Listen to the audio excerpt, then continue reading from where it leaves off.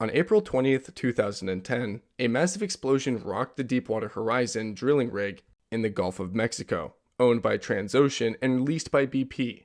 A surge of natural gas blasted through a weak concrete core installed by Halliburton, igniting a fire that killed 11 workers. The rig sank 2 days later, rupturing the oil well 5,000 feet below the surface. For the next 87 days, oil gushed unchecked, releasing nearly 4.9 million barrels, enough to fill over 4,000 Olympic-sized swimming pools. The environmental impact was devastating. Marine life suffered immensely as oil spread across 57,500 square miles, coating animals and suffocating ecosystems. Thousands of sea turtles, birds, and dolphins died, with some species, like the Kemp's Ridley sea turtle, facing particularly harsh losses. Oil slicks reached shorelines, polluting over 1,100 miles of coastline, damaging marshes, beaches, and local economies dependent on fishing and tourism. Efforts to stop the leak included failed containment domes, a top kill of drilling mud, and finally a capping stack in July 2010. The well was permanently sealed in September after relief well injected cement to halt the flow. Cleanup involved dispersants, burning oil, and manual shoreline removal, but much of the damage was irreversible. BP faced over $60 billion in fines, compensation, and legal costs, with the disaster sparking global debates on offshore drilling safety and stricter environmental regulations. On March 24, 1989, the Exxon Valdez oil tanker ran aground on Bligg Reef in Alaska's Prince William Sound, spilling over 10 million gallons of crude oil into the pristine waters. The accident happened after the ship deviated from its lane to avoid icebergs, with only a fatigued third mate navigating the vessel. The radar, which could have prevented the collision, had been left broken for over a year. Within hours, the oil spill spread across the sound, creating a thick layer of oil that covered an area larger than Rhode Island.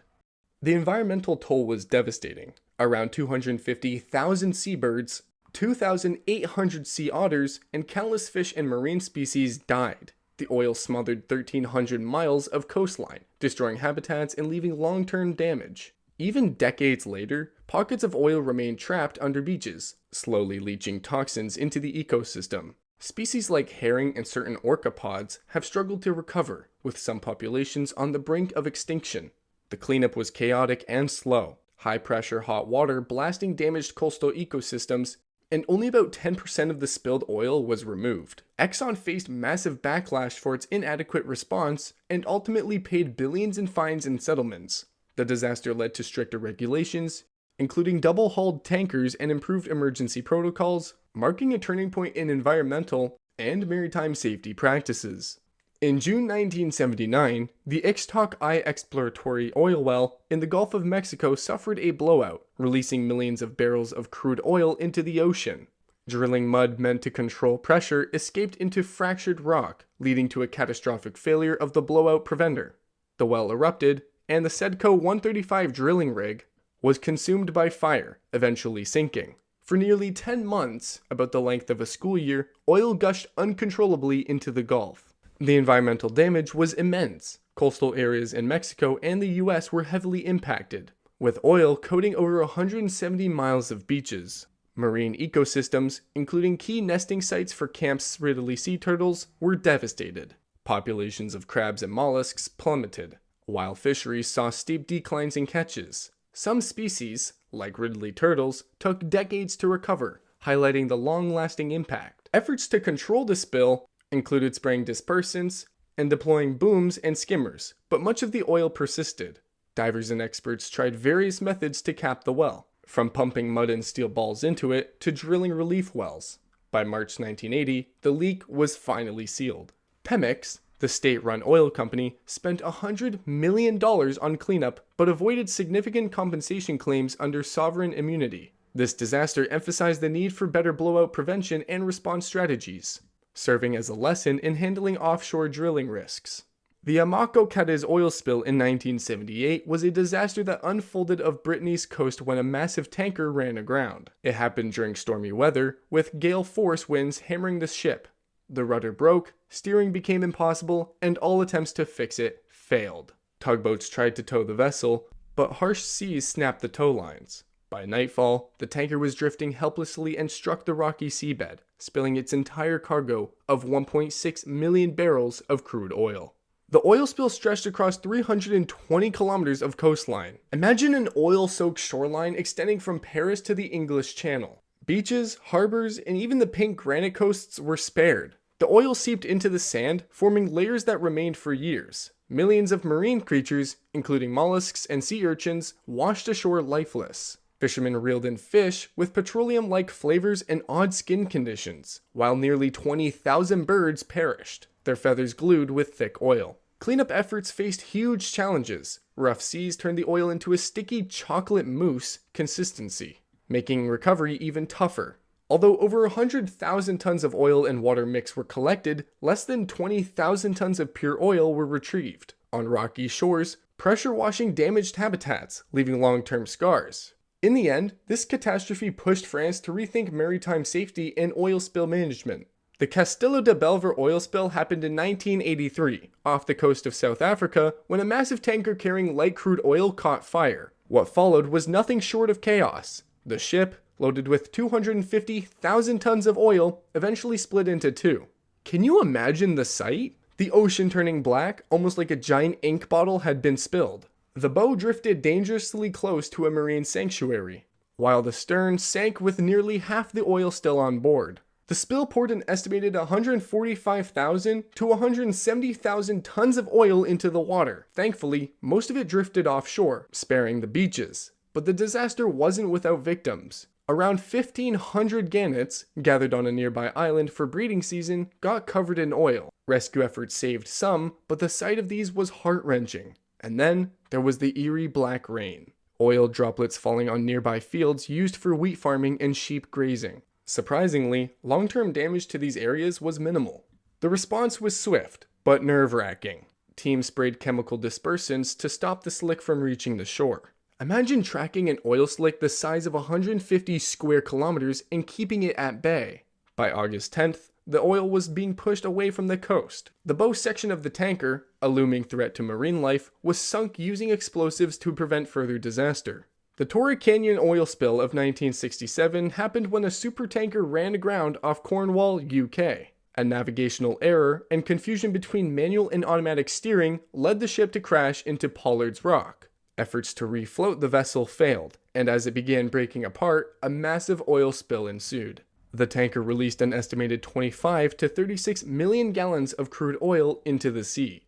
Picture the oil slick spreading across the English Channel, a dark stain on the water. Over 120 miles of Cornish coastline and 50 miles of French shores were polluted. Around 15,000 seabirds were killed, and marine organisms washed up dead in huge numbers. To make matters worse, the heavy use of toxic detergents to break up the slick caused additional harm to marine ecosystems, with some oil remaining buried in sand for years. The response was dramatic. The Royal Navy and Air Force bombed the wreck, dropping over 160 bombs, napalm, and aviation fuel in an attempt to ignite the oil. Despite high tides putting out the fire repeatedly, the wreck was eventually destroyed. Cleanup teams sprayed over 10,000 tons of dispersants, often misused, causing more environmental damage than anticipated. This disaster prompted changes in international maritime regulations. New laws, like the 1969 Civil Liability Convention, made ship owners strictly liable for oil spills. It also revolutionized oil spill response techniques, marking a turning point in handling environmental crisis at sea. The Prestige oil spill in 2002 was a disaster that unfolded off Galicia's coast in Spain. The 26-year-old tanker suffered a hull breach during a storm, leaving it stranded with 77,000 tons of heavy fuel oil on board. When Spain, France, and Portugal refused to let the vessel dock, it drifted aimlessly until it split into two and sank. Over 64,000 tons of oil spilled into the ocean, with an earlier slick already reaching the coast. Imagine the oil spreading like a shadow over the vibrant coastal waters of Spain. The spill polluted over 1,400 miles of coastline, devastating the marine environment and fishing industry. Galicia, known for its rich biodiversity, saw coral reefs, birds, and sharks severely impacted. Fishermen faced months without work as fishing was suspended. and countless breaches were coated in black sludge. Marine life, including plankton and fish eggs, suffered long-term effects due to the toxicity of the heavy oil. The cleanup effort involved thousands of volunteers, but the challenges were immense. By 2004, remotely operated vehicles had to seal the wreck's cracks and pump out the remaining oil from a depth of 4,000 meters. Activists founded the Nunca Mace movement, demanding accountability and better prevention strategies. In response, Spain and the EU pushed for stricter regulations, including phasing out single-hull tankers. The Prestige disaster remains a grim reminder of the need for maritime safety and environmental protection. The Nowruz oil field spill in 1983 unfolded during the Iran-Iraq War, creating a devastating environmental crisis in the Persian Gulf. It began when a supply ship collided with a rig, rupturing a well and spilling 240 cubic meters of crude oil daily. The conflict made response efforts nearly impossible, leaving the spill to worsen for months. By the time the well was capped in September 1983, after multiple attempts and the loss of 11 lives, the damage was extensive. As if one disaster wasn't enough, Iraqi bombers attacked another rig in the same field just weeks later. The second spill burned for 2 years, initially releasing 795 cubic meters of oil per day. It wasn't until May 1985 that the well was capped, claiming 9 more lives during the operation. Together, these incidents released an estimated 260,000 tons of oil, marking one of the largest spills in history. Just visualize the oil spreading across the Persian Gulf, a dark reminder of conflict's environmental toll. Southwesterly winds drove the oil towards Saudi Arabia before shifting, sparing the coastline from further contamination. Tar balls the size of tennis balls floated beneath the surface, creating additional hazards for marine life. Training teams on site became an emergency priority, but only a small fraction of the spill was recovered. Monitoring was limited to satellite images and helicopter overflights, leaving much of the pollution untracked. Which oil spill's story impacted you the most? Share your thoughts in the comments below, and let us know if you'd like to see a part 2 exploring more oil spill events. Join us next time as we delve deeper into the events that have shaped our world, because every oil spill has a story worth telling.